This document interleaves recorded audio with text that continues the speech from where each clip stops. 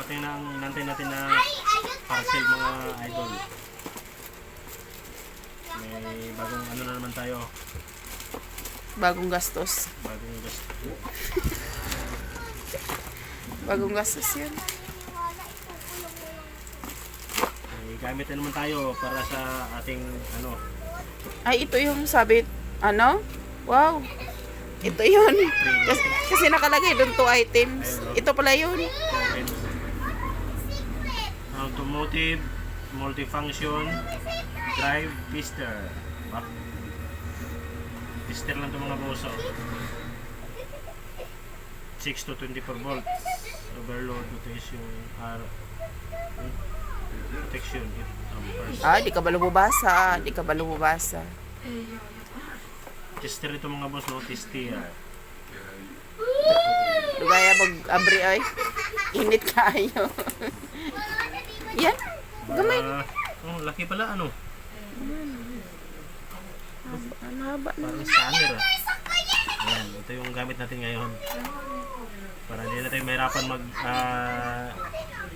wirings.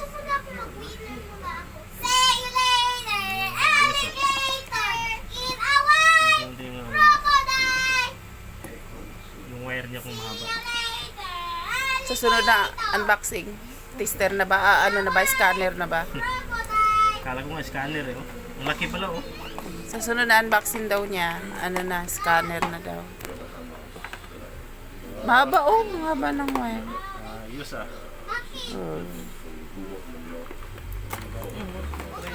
Maano? Makapal no? Akala ko yung maliit lang. Mga ganun lang. Mahaba rin pala yung ano niya. Oh. Ngayon testing natin. Nagustuhan ko to kasi may ano siya, voltmeter din. Yung ibang klase nito, walang voltmeter, ilaw lang. Ngayon testing natin. May battery tayo dito sa solar.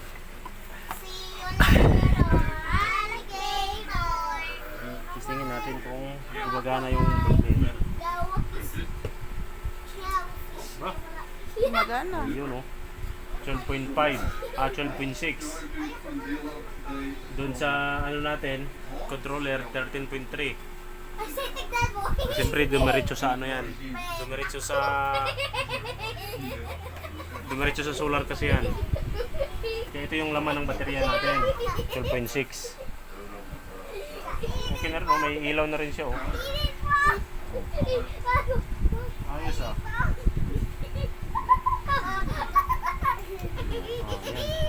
Kung maganda nito, may pwede mong supplyan ng positive. Ayun oh.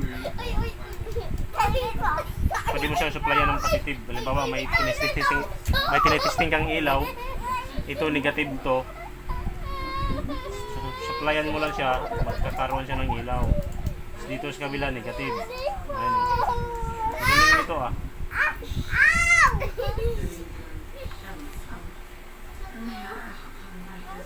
Ayan oh.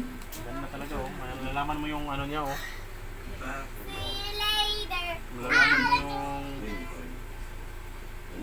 negative o positive yan oh. Pag negative, green. Dito naman sa kabila, red. Ayan oh. Ayos. Natestir na to ayos.